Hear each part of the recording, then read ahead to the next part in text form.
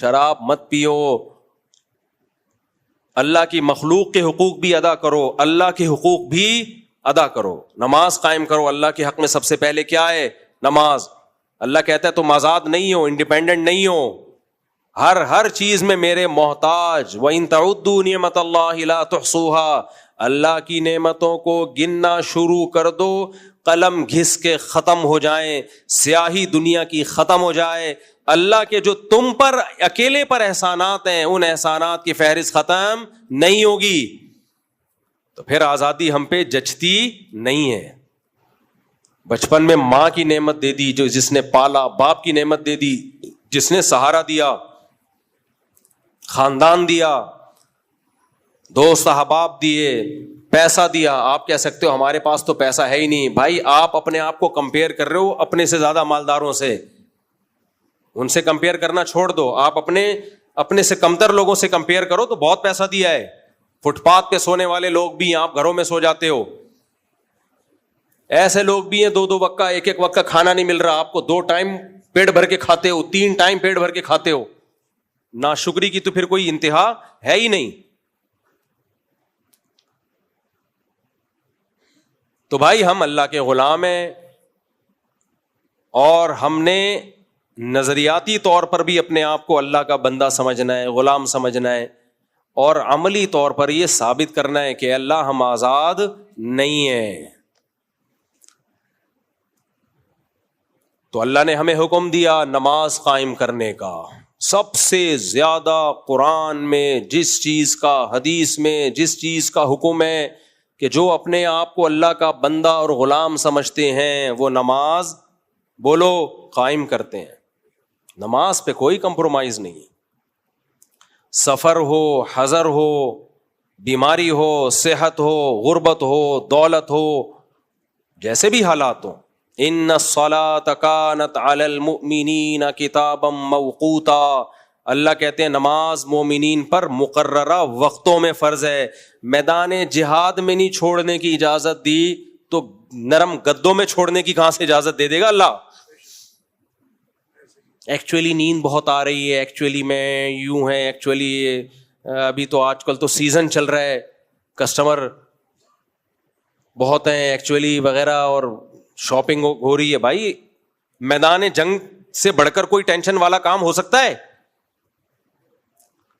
ہاں نماز کا طریقہ آسان کر دیا اللہ نے، کہا میدان جنگ میں پیدل پڑھو، پیدل نہیں سواری پہ پڑھو، اشاروں سے پڑھو۔ اے اللہ اتنی ٹینشن بعد میں پڑھ لیں گے، بھائی ابھی جنگ کر لیتے ہیں، رات کو ساری نمازیں اکٹھی پڑھ لیں گے، گھوڑے پہ کیوں پڑھیں؟ اللہ کہتے ہیں نا نا نا، رات کو ساری نمازیں اکٹھی نہیں۔ ان الصلاۃ کانت علی المؤمنین کتابا موقوتا، ہر نماز کا ایک ٹائم ہے جو حدیث جبریل سے ہمیں پتہ چلتا ہے۔ اسی آیت سے پتہ چلتا ہے کہ امام ابو حنیفہ کا موقف بہت مضبوط ہے کہ ہر نماز اپنے ٹائم پہ ادا کی جائے گی۔ یہ جو 2 نمازیں اکٹھا کرنا ہے، ظہر کے وقت میں ہی اثر پڑھ لی یا اثر تک ظہر کو ڈیلے کر لیا، کسی واضح حدیث میں یہ ثابت نہیں ہے۔ اس بارے میں یا تو حدیث ضعیف ہے، اگر صحیح حدیث ہے تو صریح نہیں ہے، اس میں واضح مضمون نہیں ہے۔ ظہر کو عصر کے قریب لے کے جانا، عصر کو پہلے وقت میں پڑھنا، اس کو بھی حدیث میں جمع بین الصلاتین سے تعبیر کیا گیا ہے، خود صحیح حدیث سے ثابت ہے۔ کیا آپ نے ایک صحابیہ کو کہا ظہر کو آخر وقت میں پڑھو اور عصر کو اول وقت میں؟ بذالک تجمعین بین الصلاتین، اس طرح 2 نمازیں اکٹھی پڑھ لو گی۔ باقی میں اس پہ ریفرنسز کے ساتھ انشاءاللہ ریکارڈنگ کرواؤں گا۔ اس کو خود نبی نے کہا یہ 2 نمازیں اکٹھی، تو اکٹھی کا مطلب ہوگی ہر نماز اپنے ٹائم پہ۔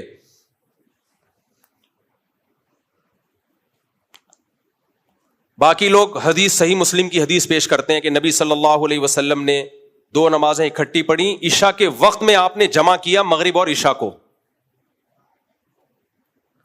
تو اس حدیث کا یہ مطلب نہیں ہے کہ مغرب کو عشاء کے وقت میں پڑھا، اس کا مطلب دوسری حدیثوں کو ملا کے پتہ چلتا ہے مغرب کو آخری وقت میں پڑھا، اس کے فوراً بعد عشاء۔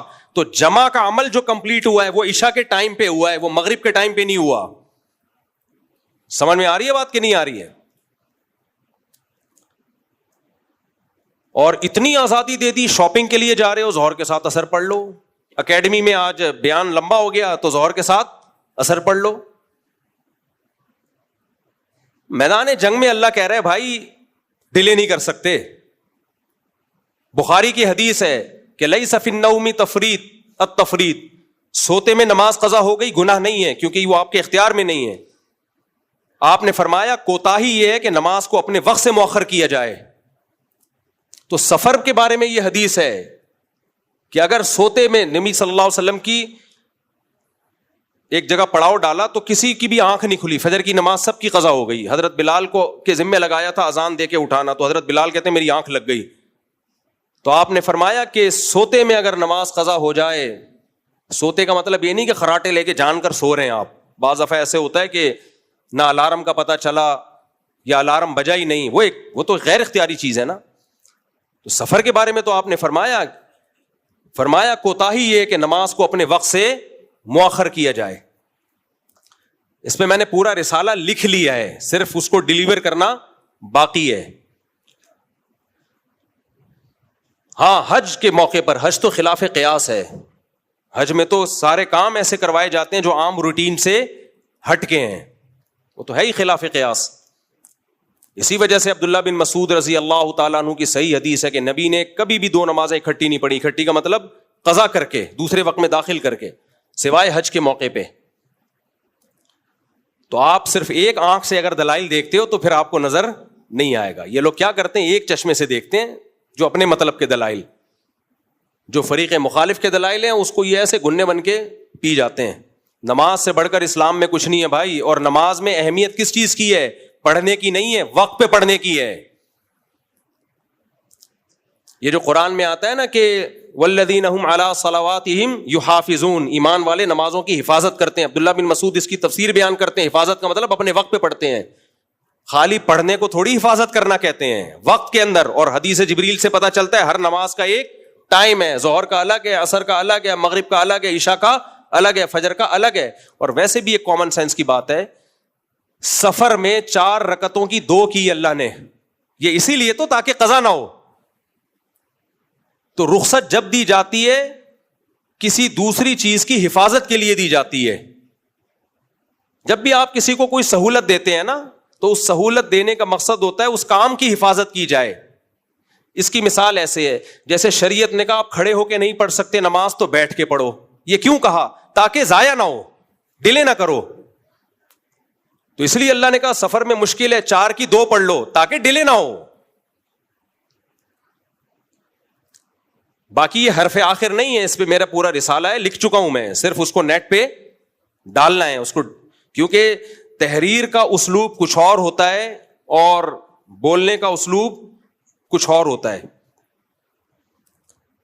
ایسا مذاق اڑاتے ہیں لوگ، ابے یہ حنفی کیا، یہ تو سنت کے دشمن ہیں، یہ تو سنت کے. ایک صاحب کا میں نے آڈیو دیکھی، کہتا ہے میں حنفی تھا، اب تو میں ظہر کے ساتھ عصر پڑھتا ہوں اور مغرب کے ساتھ عشاء کے وقت میں عشاء پڑھتا ہوں، اور یہ حنفی لوگوں کو کیا پتا سنت کا.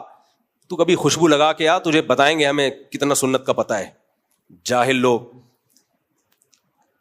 اگر کوئی اختلافی مسئلہ ہے تو اعتدال سے بھی بیان کیا جا سکتا ہے. یہ لوگ جب تک طنز نہیں کرتے نا ان کو سکون نہیں ملتا. اور متکبر کو اللہ دنیا میں ذلیل کرتا ہے. امام شافعی رحمہ اللہ اس کے قائل ہیں 2 نمازیں اکٹھی پڑھی جائیں، مگر طنز نہیں کرتے. وہ شافعی بھی اس کے قائل ہیں مگر طنز نہیں کرتے. مگر یہ لوگ کیا کرتے ہیں، ایک حدیث ان کے سامنے آ گئی تو سمجھتے ہیں کہ اب ہم مجتہد اعظم بن گئے، مفتی اعظم بن گئے، سب پہ طنز کرتے ہیں. میرا جب 3 وطر والا کلپ گیا ہے نا مارکیٹ میں، وہ جو وطر پہ نہیں میں نے ریکارڈ کروایا تھا، وہ جو ایک آیا تھا اوہو آج تک ہم وطر غلط پڑھتے رہے، اس کا جب جواب میں نے ریکارڈ کروا کے ڈالا ہے، کتنے لوگوں کے فون آئے، مفتی صاحب ایسا ہمارے محلے میں کچھ فتنہ پرستوں نے ہمیں طنز کر کے رکھا ہوا تھا، تم حدیث کے مخالف، تمہیں کیا پتا قرآن و سنت کا، ایسا ذلیل کر کے رکھا ہوا تھا. کہہ رہے اللہ کا شکر ہے اب نظر نہیں ملاتے، ایسے گھننے بن کے سائٹ سے گزر جاتے ہیں. تو آپ کی ایک رائے ہے، آپ 100 دفعہ رکھو، اختلافی مسئلہ ہے، لیکن یہ طنز، دوسرے کو نیچا دکھانا، دوسرے کو کہنا اندھی تقلید کرتے ہو، علم کہاں ہے ان لوگوں کے پاس، یہ تکبر ہے. اور متکبر کو اللہ دنیا میں ذلیل کرتا ہے. اس میں ہمارا موقف بہت مضبوط ہے، سفر ہو یا حضر ہو. حج کے علاوہ 2 نمازیں آپ اکٹھی اس طرح سے تو پڑھ سکتے ہو، ظہر کو ڈیلے کرو آخری وقت میں، عصر کو اول وقت میں، اس طرح حدیث سے ثابت ہے، انشاءاللہ ریکارڈ کرواؤں گا میں. باقی اس طرح کے ظہر کو ڈیلے کر کے عصر کے ٹائم میں داخل کر دو. ہمارا دعویٰ یہ کہ اس بارے میں اگر حدیث ہے تو صحیح نہیں ہے، صحیح ہے تو صریح نہیں ہے، واضح نہیں ہے. جیسے صحیح مسلم کی حدیث ہے نا، عشاء کے وقت میں آپ نے جمع کیا، تو یہ صحیح حدیث تو ہے, سری تھوڑی ہے. جمع کرنے کا مطلب یہ تھوڑی کہ مغرب کو عشاء کے وقت میں پڑھا ہے. جمع کا عمل جو ہوا ہے کہ مغرب کو آخری وقت میں اور جب عشاء پڑھی ہے عشاء کے وقت میں, تو جمع کا عمل کمپلیٹ کب ہوا ہے؟ وہ عشاء کے وقت میں ہوا ہے. خیر یہ الگ ٹاپک ہے. تو اللہ کی غلامی میں سب سے پہلے کیا ہے میرے بھائی؟ نماز. سب سے پہلا اللہ کے حقوق میں سوال کس کا ہوگا؟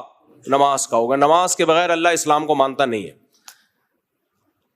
سب سے پہلے. اور صحابہ سے یہ بات ثابت ہے کہ جو نماز سیدھی کر لے گا اس کے باقی اعمال بھی اللہ سیدھا کر دیں گے. ہاں سب سے پہلے تو فجر کی نماز ہے. فجر کو اس لیے کہا جاتا ہے اس نے فجر پڑھ لی باقی بھی پڑھ لے گا وہ. تو نماز کو سب سے پہلے سیدھا کرنے کی ضرورت ہے. آج ہو کیا رہا ہے, بس یہ واقعہ سنا کے بیان ختم کرتا ہوں. گرمی بھی بہت ہو رہی ہے, لوگوں کا کانسیپٹ ہی خراب ہو گیا بھائی نماز کے بارے میں. میں نے کئی بار یہ واقعہ سنا ہے, پرانا ہو گیا, اب کسی کو نہیں پتا چلے گا کس کی بات ہو رہی ہے. خاتون نے کہا میرا بھائی کی ڈیتھ ہو گئی, مفتی صاحب بہت نیک تھا, بہت نیک تھا, بڑا اللہ والا تھا. میں نے کہا ماشاء اللہ ماشاء اللہ. میں نے کہا نماز پڑھتا تھا کہ نہیں؟ بس نماز نہیں پڑھتا تھا وہ, بس نماز نہیں پڑھتا تھا. ابے نماز نہیں پڑھتا تھا تو نیک کہاں سے ہو گیا؟ اللہ کا اتنا بڑا حق ادا نہیں کر رہا. یہ بات کوئی غیر مسلم کہے تو سمجھ میں آتی ہے, مسلمان کہے کہ بے نمازی تھا لیکن کیا تھا؟ نیک تھا. یہ ایسا ہی ہے جیسے کسی خاتون کے شوہر مر گئے, اب وہ بیچاری میت کی تعریف کر رہی ہے, ہائے میرے میاں اتنے اچھے تھے اتنے اچھے تھے. بہن آج تک کسی عورت کو کبھی نظر بھر کے نہیں دیکھا, جب بھی دیکھا ٹکٹکی باندھ کے دیکھا انہوں نے. اب تعریف تو کرنی تھی نا, جھوٹ بھی نہیں بولنا چاہتی تھی. یعنی وہ بتانا چاہ رہی تھی میں جب بیٹھی ہوتی تھی تو کسی آنٹی کو نہیں دیکھتے تھے, میرے خوف سے کنکھیوں سے دیکھتے تھے بس, وہ اتنے نیک تھے. تو بھائی نیک کہاں سے ہو گئے جو ٹکٹکی باندھ کے عورتوں کو جھانک رہا ہے؟ تو ایسے ہی بھائی بے نمازی نیک نہیں ہو سکتا. اللہ نہیں مانتا بے نماز. اسلام میں سب سے پہلے کیا ہے؟ نماز. اور حقوق العباد میں سب سے پہلے والدین. حقوق العباد میں سب سے پہلے باپ اور ماں, بس باقی سب اس کے بعد. آپ ماں باپ کے ساتھ اچھے نہیں ہو پھر اللہ نہیں مانے گا آپ کو اچھا. دوستوں کے ساتھ تو سبھی اچھے ہو جاتے ہیں بھائی. تو اللہ ہم میں عبدیت پیدا کرے. اللہ ہمیں یہ سمجھنے کی توفیق عطا فرمائے کہ ہم اس کے غلام ہیں, اور غلام بن کے رہے, یہی زیادہ اچھا ہے اس کے. اللہ عمل کی توفیق عطا